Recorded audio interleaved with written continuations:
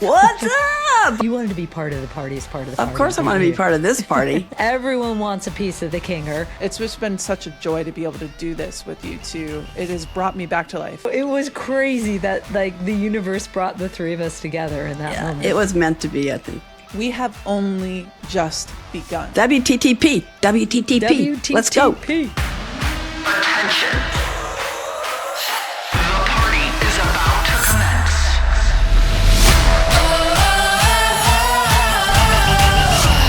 Welcome to the party. Psst, party people. Before we get going on this episode, we have some fun coming up that we wanted to tell you about. All right, we're taking Welcome to the Party on the road. That's right. We'll be live during NWSL Championship Weekend, celebrating the biggest weekend in women's soccer, all thanks to our friends, of course, at Ally. And they're building this one-of-a-kind fan experience at Championship Weekend, which is... mark your calendars, November 21st and 22nd. It's in San Jose. And we'll be there, hopefully with you, at the Ally House. So on Friday, November 21st, we are going to be doing a live taping of Welcome to the Party. Again, hopefully surrounded by fans, players, and, of course, championship energy. And it's going to be all things that we love: soccer, stories, laughter, connection. And one incredible weekend, you'll get access to the live podcast tapings.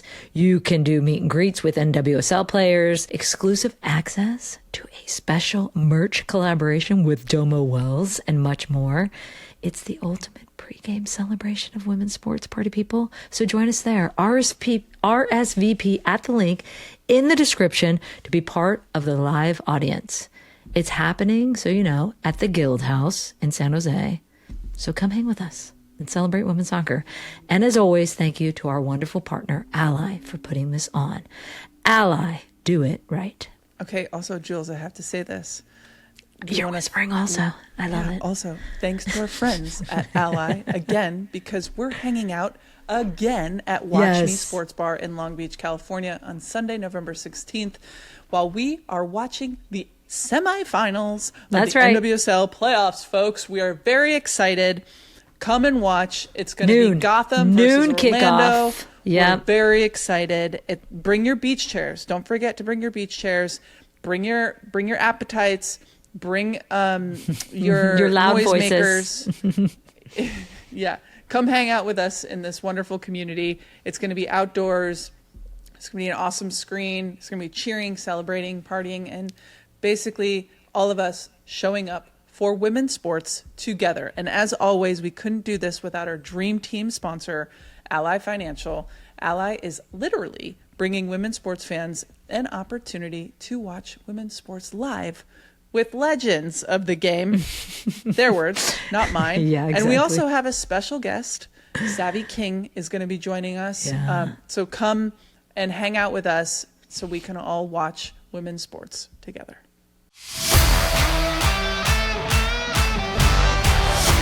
What's up, party people? I'm Julie Foudy. I'm Abby Wambach. And I'm Billie Jean King. Kinger! Kinger's Okay. with us. Kinger, we were all doing an interview the other day with like a pre-interview for the Today Show when we did all our media stuff. And we realized as we were giving the origin story of the podcast and then how Kinger and I met 30 years ago, the producer was like, "Have you told this story on the pod? This is really good." Yeah. And we were like, Oh, there you go. We were like, "No, we haven't yet, actually. We probably should." So we decided today is the day we are giving the origin story of Excellent. how the three of us met, how the podcast started. And we felt it was a little too self-serving and narcissistic to do it early on, and we wanted to show you how the podcast was actually going to work instead of talk about ourselves. But now we're going full narcissism mode, and we're just going to talk about us. At least we know it. No, I think it's important to hear that too. It is a really good story. So, Abs, why don't you start us off to how we actually got the podcast started, and then we'll rewind from there. The Pod Squad and now this listener base, the party people, knows that I've kind of taken a step back from sports for like the last 10 years. I really wanted to understand what professional sports was. And also I really wanted to dedicate myself to being the best wife and parent that I possibly could. And I didn't want to travel as much. And a lot of times sports does require travel. And our college, our youngest is actually also going to college in like 8 months. And I'm like, well, what the hell am I going to do after my youngest leaves? And, quite honestly, ever since November, I've been feeling a little bit like a fish out of water. Like, I don't know where to turn. I don't know how to feel better. I'm feeling like stress. Like the world is feeling a little unmanageable. And so I really feel like I wanted to get back into women's sports because that's the place that has felt the most like home to me. And actually recently our friend Brandy Carlisle, she asked Glennon a question that really kind of floored me. She just basically said, like, what are you guys obsessed with right now? And I think there's so much fear and division and chaos that maybe getting obsessed with something is like an artist's way forward, but also maybe the athletes, right? And so when I went to my very first Angel City game this last year, it's the first time my body felt like, ooh, I can breathe again. And women's sports has been this really unique home for the three of us, but it's like not just about where we get our identity, it's like where we feel like we're in community, right? I think that sports in general is this great equalizer. You can be in a community of people and nobody knows necessarily how the other one voted. But what we're doing here in this specific moment when we're watching women's sports is we're agreeing that this is the thing that we're focused on. This is the thing that we're cheering for. Whether we're cheering against each other or not doesn't matter. So I was driving to an Angel City FC game earlier this year, and I told Glennon, I was like, look, I want to dive back into the women's sports world. And I think maybe I want to start a women's sports podcast. And she was like, oh, that's so cool and interesting. So fast forward. Yay for Glennon saying so cool and interesting. Very good, Glennon. You said the right thing. Excellent partnership. What if she would have said, that's crazy? No. Phew. Yeah. So fast forward 30 minutes and I find Julie and Billie Jean King sitting alone having a moment. So basically I just like walked up to Julie and I was like, Jules, do you want to start a women's sports podcast with me? And Jules, what did you say? I was like, that's crazy. Kinger and I were just talking about that. And literally, like in this weirdly calm, quiet moment, which you never get with Billie Jean King, because everyone wants a piece of the Kinger at all times, right? They all want to say hello to her. They want to take pictures with her. And Kinger, remember, you, me, and Alana are sitting there, your wife, and we're having this conversation like quietly about just life and podcasting. And then Abby, as she does as a puppy, she comes bouncing in, is like, what's up? What's up? I remember that. So it was crazy that like the universe brought the three of us together in that moment. It was meant to be, I think. Yeah. Yeah, for sure. We're having Yeah. fun. That's the main thing. I think for me personally, people are everything. So this is wonderful. And being in women's sports, being in sports.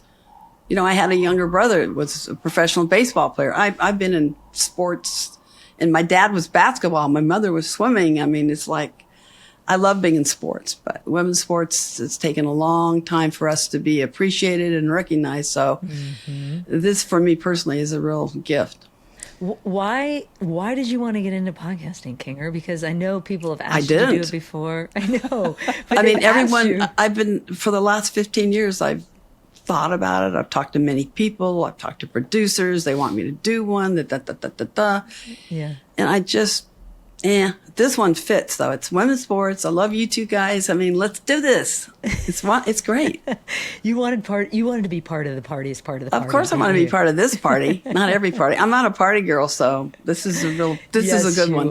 You are. Well, and that's the thing that also people may not realize is I've known Kinger for, 30 years.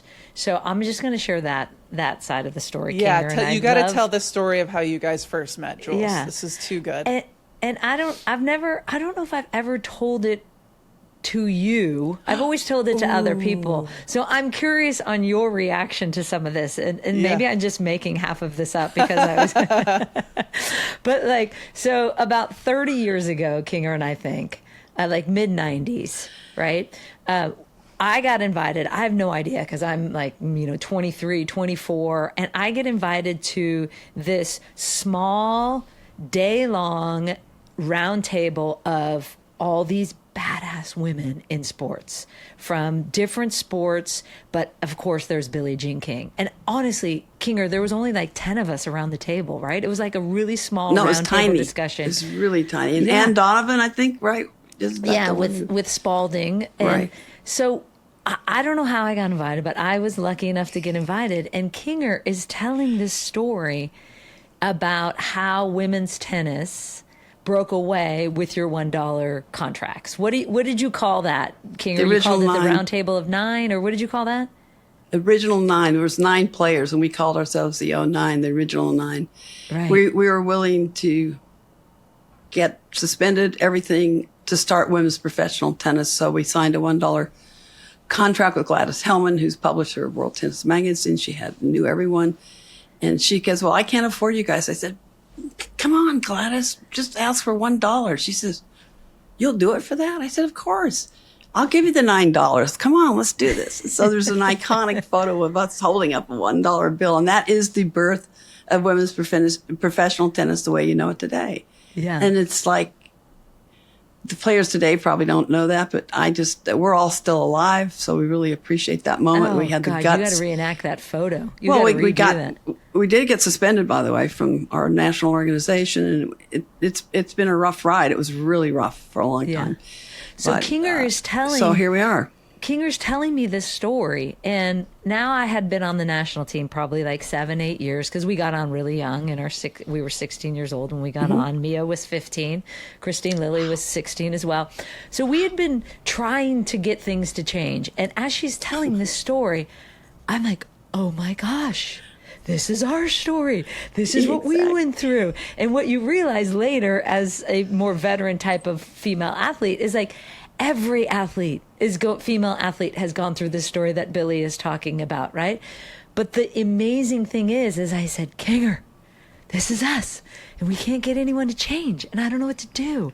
And we've tried, and we're still getting $10 a day per diem.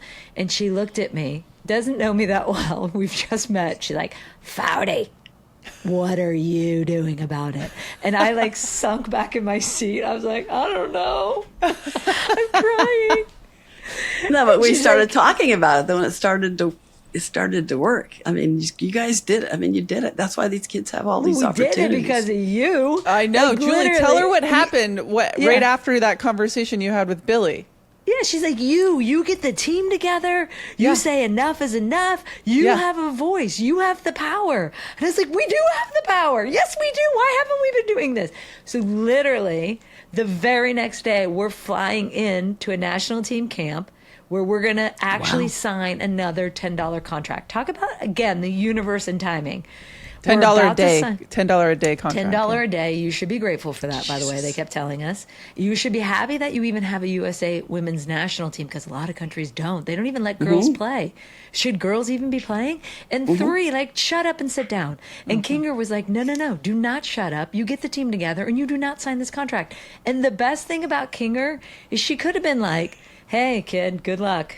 It's a long road, and never talk to me again. Instead, Kinger would check in every 2 weeks and be like, where are you? How are you? How can I help? Kinger, do you remember that? Yes, I remember talking to you, and sometimes you call me at 11 o'clock at night and go, Kinger, help. It's 11 p.m. I'm like, oh, great. I didn't understand time changes and zone changes. And I didn't know if you're available. I couldn't call you back. I didn't know what to do. But the thing I remember saying is, and I say this to everybody, sometimes you have to be willing to give up something to get something. And I remember I talked to you about that. And you guys you were ready to, okay, if we don't get what we want, we're not playing. Well, that means you're giving up a lot. Or are you? Those are questions you really have to ask yourself. Yeah. But you guys, you and the others have done such an amazing job of making sure you got the players really together. And it was more than, remember we talked about you have to get more than one generation together. And that's where Abby was a future star. So you got her and you got others like me and the others to go along with it. And if the superstars of at least 2 generations, and Julie was so unbelievable, you got 3 generations organized for when you guys later were fighting to change things. But Well, it's a long road, and you've got to be willing to stick together through thick and thin. Yes. And it's the always key. about people. It's always about people. It's not about the sport. It's the people that make the difference. And you guys did it. and that's why it was so important, because, Julie and we've done some interviews together recently, and while Julie is telling these stories, I can remember what my body felt like in the meal rooms when she was originally telling me these stories. Really, what did it feel like? It was like, well, first of all, I had full body chills, because to hear a story that has any tangential connection to Billie Jean King, that like I myself am sitting here in a way that you also helped organize and orchestrate, Billie, like that was like so empowering to me and important. But it was really important because Julie was telling me the story, not just so that I knew, but like you said, Billie, for that next generation to also carry on this legacy, knowing full well that this was just the beginning of the fight, not the end of the fight. And so I listened to Julie and every story that Julie and the senior players on the team tell, and I embodied it, and I passed that down to the next generation, who ended up becoming the ones that signed the equal pay deal with U.S. Soccer. Right. Yep. So to me, it's like when we found ourselves in the same room at this Angel City game, discussing whether we could do this or not, it felt like so kismet, and just it was meant to be. Because Julie, you were brave enough to go, and you got invited to go sit with Billie. You were brave enough to talk to Billie. Billie was brave enough and smart enough to give you the right feedback. Julie was brave enough to get on a plane the next day and go tell and confront the girls on the team and say, no, we cannot sign this contract. Yeah. And then also continually fighting with U.S. Soccer and passing the story down. This is why it matters. It's not just the teams that need to stick together. It's the generations. Billie, I think what you just said is like so important, that generationally, you need to have a couple of generations that stick together collectively in order to get something done in the 3rd generation. Yes, you do. And by the 3rd generation, the first two generations, usually you'll always hear them say we. And by the 3rd generation, it's usually I. And it's killer, for me that's seen all these different generations. Sometimes it's tough when I go, oh. But And maybe you know it's a what? I don't- byproduct. Maybe it's a byproduct of the first 2 generations needing to say we, and We that have to. 3rd generation has more freedom and power that they then also can say I. think we need to have both, the ability to say I and we. in the Correct. same- You have to have both, because if you just continue with the I, particularly, you guys have at least a team sport. When we have individuals, can you imagine? See, my job to get tennis to change, I made all of the women of women to feel like we're a team. Every single player I had to get It's together. hard to do. That's Because so otherwise hard you can say, well, it's individual, who cares? Right. I got them to care about each other and about each, and include a whole nother challenge was the non-U.S. players said, oh, all you do is care about the U.S. because that's where we started our tour. I said, no, the vision is global. And they didn't believe me. And so in 73, when we were starting the Women's Tennis Association, we're 60 women in a room, this flash came on. When we were choosing the board, I said, oh, and by the way, we have to have 5 continents represented on the board. And then everybody, the non-Americans, you could just see them go, oh, okay, it is a global vision. It's not just a U.S. vision. Smart. Because I kept saying, we're just starting in the U.S., but it's a global vision. And that moment when I said we had to have 5 continents on the board, then we're on our way as you know, as a unit instead of This- like, oh, so smart. they didn't believe it. Oh my gosh, Yeah. you can't believe. You know what you used to say to me all the time, Kinger, and that I would pass on to the team all the time is you would say, listen, Julie, you have a blank canvas that you want to build for the next gen because you're probably not going to benefit from what you're doing now, right? You're thinking about the next gen. What do you want the program and the sport to look like?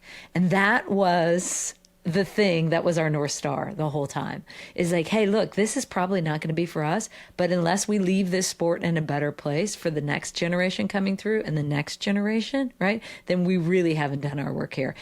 And equally important is you said to me, you have a voice. And that was the inspiration and catalyst I needed to say, shit, yes, I do. Why wasn't I thinking that way, right? Like you gave me the freedom to say, speak up and get them all together and get the team together. And so for that, I'm also eternally grateful because I'm not sure I would have got there on my own. Well, we don't get there on our own. I love history. And the reason I was able to do what I did is because of history. And the more you know about history, the more you know about yourself. But more importantly, it helps you shape the future. And because I read the history of tennis, I knew, I knew every champion. I have met every champion since the 20s, so it covers about 100 years. And they all taught me something. They all teach you. And a lot of times young people don't want to talk to anybody. And they need to listen to stories. You learn. I mean, I have learned so much from so many people through the years and the champions. And they all teach me something. And they teach me also about tennis at the same time. They teach me through their stories, but what they tell me on the court or around about tennis, because I always ask them, I go, do you have anything you want to tell me about the sport? Like, can I do this better or that better in technique? And, I'm driving crazy. So my mom and dad always used to tell me to stop asking questions. So No. they used to call me stop. curious. I You're think so one of the curious. one of the other things that I've been obsessed with, as Brandy Carlisle, our friend, invites us Yeah, to do. she's a great friend, actually. She's a wonderful person. She's really, really special. You should all actually go very. and get her new album out, Returning to Yeah. Myself. It's so good. It's really good. We just saw her in London a few months ago. Unbelievable. Okay, great. So the way that I think about women's sports has evolved and has expanded as time has gone on, because when you're a player, your world is a little bit smaller and more finite. Like, this is the stuff that I can control. And then when you retire, you get to you get seemingly on the outside of women's sport. But what I'm trying to do, and what us three are trying to do, is while we expand in our retirements from our sport, I want to create more possibility and opportunity for more women athletes to be continued to be invested in women's sports and to be included in women's sports. The media coverage of women's sports is far less than the men's media coverage for men's sports. Media personalities, talents, hosts, guests on podcasts are far less than it is for men's sports. So for me, it's like, okay, there's so much growth that's happening within the sport, which is incredible, right? More viewership, more sponsorship dollars, more higher valuations for teams, more women's leagues. All of these things are rising over here. And what's not rising as fast is the need, it's the ability and the availability of women in media, so that women sports can be talked about in a way. And I think that is something this is a need that we are trying to serve, to be able to talk about women's sports, interview folks that are in women's sports. And also we're talking about sports, right? It's not necessarily just women's sports. We also are going to be talking about, men's sports along the way. But I think having women talking about sports is one of the most important representations that we can do. We did it on the field, and we're now trying to do it in the media landscape, because I do think it matters on who is narrating or analyzing or commenting on the sports that we're watching. And I think that we three have a unique perspective that I want to keep alive. I think that women athletes sometimes we get locked into thinking that we are only good for what's happening on the field, but there's just so much more available that we can be involved in. And staying involved in women's sports is something that has brought me back to life this year. I know that you all have been kind of always involved in women's sports pretty much your whole lives and not really taken much time off. But I've just been so tickled about getting back, like really diving back in and learning about all these new awesome icons and talent. You know, raising kids is not easy either, but it's just been such a joy to be able to do this with you too. It has brought me back to life. Like there is a part of me that wasn't coming out, that wasn't expressing itself. And so just getting back into this with you two has been so fun. Aw, That's great, man. that's so Thanks nice. a lot. It's really good. This is fun. I love this.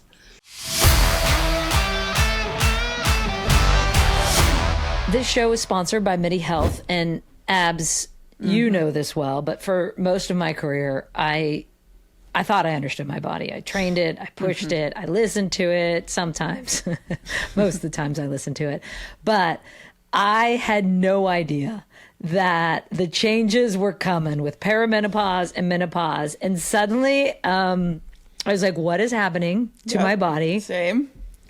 And that playbook of, listening to it and training it and all that thing, it didn't work at all. All of a sudden I was like, what is happening?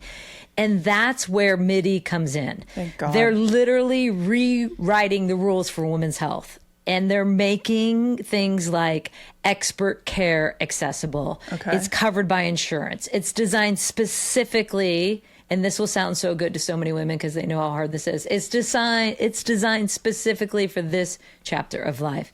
And with MIDI, you can meet virtually with clinicians who actually understand Brilliant. what's happening in your body, which is really important. That helps understanding what's happening. Yes. And who can help with everything from hormones and sleep to energy to mood and weight management. And I really believe this, that feeling strong shouldn't stop at any age. And with MIDI, you get the care you deserve to keep showing up for your life on your terms.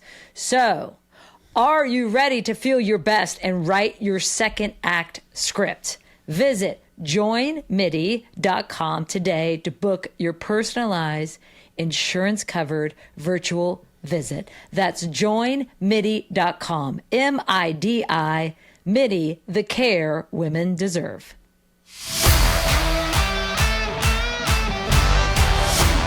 One of the things that I think is also really important to talk about when we talk about representation and this idea of the generations, one worry I really have is this next generation who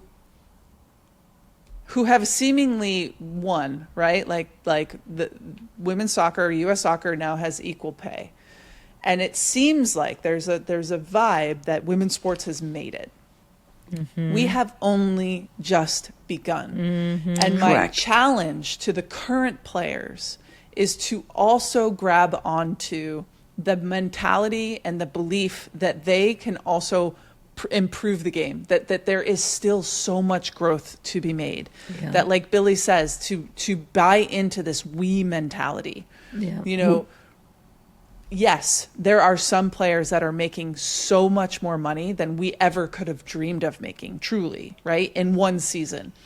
But that One day. In one day, exactly. Yeah. But For that me, doesn't anyway. mean the whole of women's sports is in the same place as that one athlete. So we have to really think about, what are we doing this for? Where are still the growth opportunities? Because there's so many opportunities for women's sports to continue to get even more and more popular, and to get players more financial stability and better treatment and better health care, and more popularity, more visibility, better broadcasting deals. Like all of these things, we still have a far way to go. It's really important that every athlete, no matter where they're at, tries to make it better for the future, or tomorrow even, whatever. And because when people are talking about athletes, this is a really good monitor. When I listen, okay, let's say I'm listening to women's sports, but they use a male example of the greatness of, the top male athletes. Or if I'm listening to men's sports or around it, personally, when we're around men's sports, we fade into the background. They don't even acknowledge really that much, which is irritating because they all get acknowledged no matter where they go. Okay. And I want that for women, but I also, I want women to realize we're just beginning.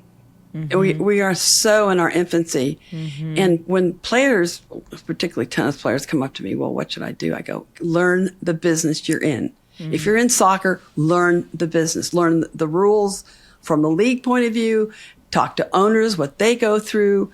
I cannot tell you how many times I talk to a tennis player and I'll go, well, did you play a tournament? Where were you? Oh, it's in Hong Kong or someplace. I said, well, did you get paid? And they go, of course I got paid. Which was a problem with us. We never knew if we were going to get paid or not. And I go, well, do you thank the owners or promoters of the tournament? And they look at me like, what are you talking about? I said, well, someone worked all year long to put that tournament on for you. And if it's soccer, they're constantly working on the team to make it better. You know, in off season, they're constantly working on it. Well, it's the same thing in every sport. And I said, do you ever ask them how they're doing or how they did? Or did they make money also? Because you made your check. Did they make money or did they lose money? And they look at me like, what? So I want athletes and non-athletes. I mean, people that aren't professional athletes, they're business people or whatever, or sponsors or whatever, to get connected to us and to be like a team with us. And it's really hard though. And the athletes, as each generation goes by, it gets worse, not better. Okay. And you think it would get better because they'd know more, but actually they don't need to know anymore. They're just making the big check. They're worrying about their own empire and whatever they're doing. And they have agents. Agents are good and bad. They can be the worst or they can be really helpful, but it's getting worse. It's getting harder with the agents. So it's not easy, but I want the players, all the athletes, to understand the business you're in. Because also, do you want to stay in your sport when you're finished? And also understand, which is what I think this podcast is going to do, in our hope, is that women's sports is so much more than just an athlete or a league or a person, right? Women's sports is a movement that is for good. And there is light and there is love and there is all these social elements and cultural elements that I think separate us from the men's game in such a beautiful way, because we care deeply, because we've had to fight deeply for our rights or for equality and inclusion and all these things. And I hope we never lose that. And I know this podcast will never lose that, because that is in our three beings. And those are the stories we're going to tell. It's not going to be necessarily, and that's why I want our community to keep growing, because of the light and the hope that it will provide. And you don't have to be a hardcore sports fan to listen in, because it's like, oh, I'm learning something about life and about people and about humanity by listening in to this podcast. And I think that's the point that I'm most excited about making with this podcast is, yes, it's going to be about women's sports, but it's really going to be about community. It's going to be about making our community better. Yeah. Right. And that's what the three of us have done, and that we're going to continue to do, which is really cool. Yeah. And now we have. Well, I hope the people love us and like us and learn from us, and I hope more than anything that it helps them. They're going to. It helps them in their life. No, but it helps them in their life, whatever they're going through.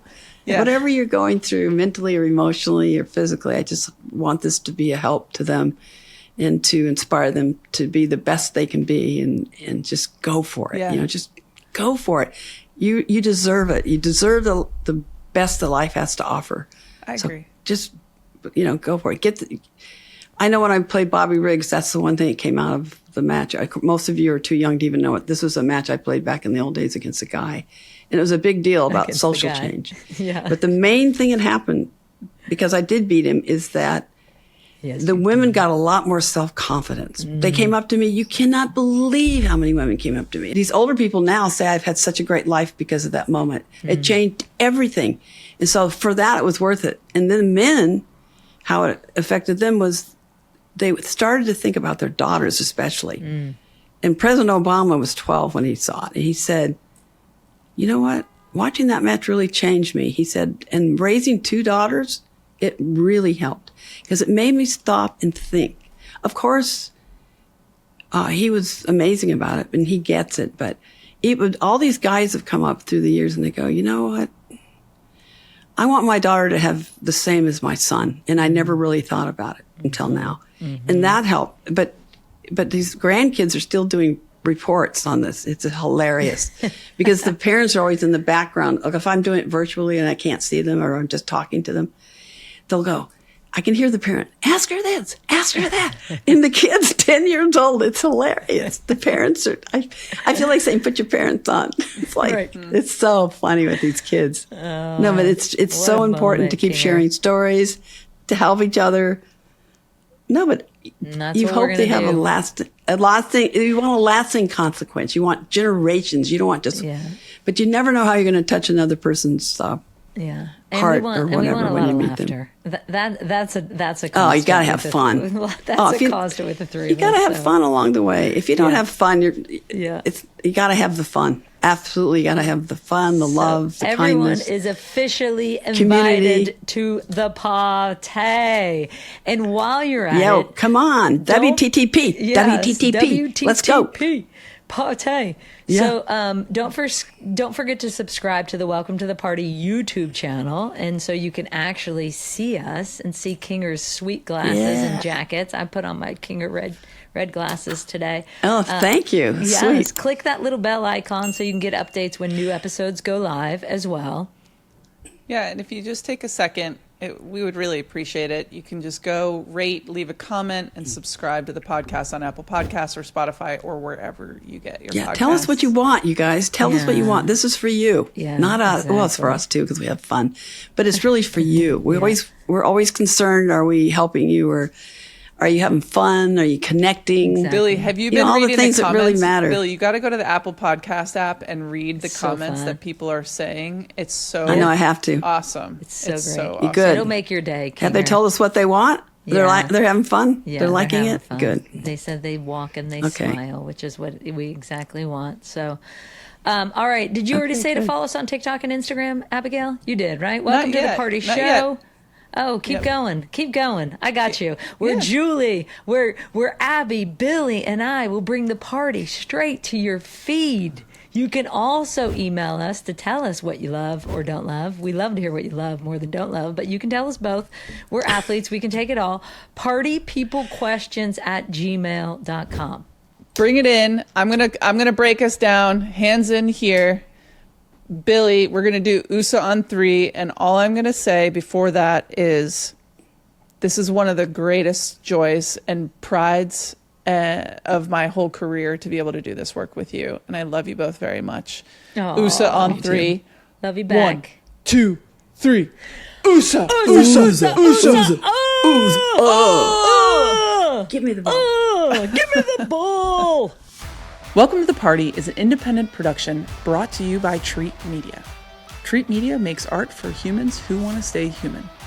Silver Tribe is our production partner, and you can also watch our full conversations on the Welcome to the Party YouTube channel and follow us at Welcome to the Party Show on Instagram and TikTok.